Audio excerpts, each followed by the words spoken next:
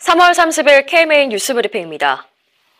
오는 6일 초중고 개학을 앞두고 있죠. 의료계는 코로나19 방역을 위해서 개학을 추가로 연기하자고 제안했습니다. 대신 개학을 위한 철저한 준비에 나서야 한다고 주장했습니다. 의협은 27일 긴급 권고문에서 초중고 개학은 시기보다 준비 여부가 결정 기준이 돼야 한다며 개학 연기가 필요하다고 밝혔습니다. 개학하게 되면 학교 안팎의 집단 감염 위험이 커질 수 있고 학생과 밀접하게 접촉하는 노인이나 만성질환자는 매우 치명적일 수 있다고 봤습니다. 의협이 주장하는 개학 선결 조건은 4가지입니다. 지역별로 코로나19 확산 정도를 객관적으로 파악하고 충분한 방역 물품 마련과 코로나19 전담병원 시스템 구축, 그리고 전국의 중환자 치료 현황을 파악하고 장비를 마련하는 건데요. 이 조건이 갖춰져야 개학 여부를 결정할 수 있다고 말했습니다. 또 의협은 의료진의 피로가 누적된 상황에서 미국과 유럽에 대한 엄격한 입국 제한이 필요하다고 강조했습니다.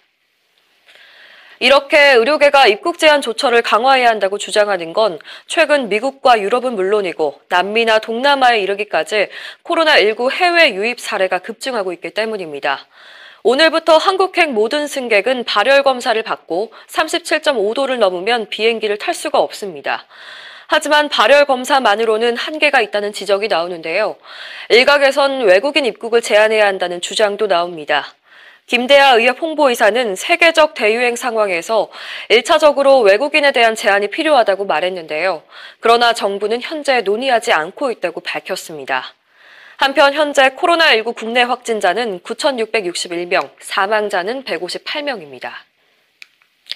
언제까지 이어질지 모르는 코로나19 사태, 의협신문이 의사들의 생각을 물어봤습니다. 의사 10명 중 7명이 정부 대응에 부정적인 시선을 보냈습니다. 조사에 참여한 1,589명의 의사 중에서 39.1%가 올바른 대응이 전혀 이뤄지지 않았다고 답했고 29.8%는 대응이 다소 부족했다고 답했습니다.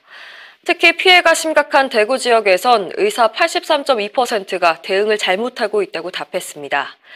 그 외에도 의사 10명 중 8명이 중국 경유자 입국을 전면 제한했어야 했다고 밝혔고 의료계 대응과 관련된 질문에서는 의사 10명 중 6명이 의협의 대응이 적절했다고 답했습니다. 계속되는 코로나19와의 전쟁으로 의료진은 지쳐가고 있습니다. 첫 환자가 나온 지 2달이 지났지만 여전히 매일 100명 안팎의 신규 환자가 쏟아지고 있습니다. 대구 지역 의료진은 이미 탈진 상태인데요. 최전선에서 사투를 벌이고 있는 의료진들이 번아웃을 호소하고 있습니다.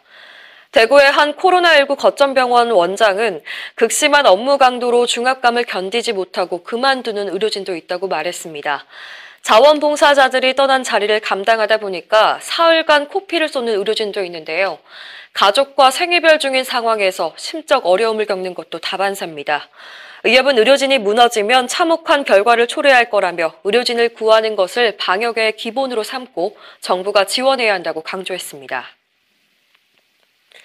21대 총선을 앞두고 대한의사협회가 총선에 출마한 14인의 의사 회원에게 응원의 메시지를 전했습니다.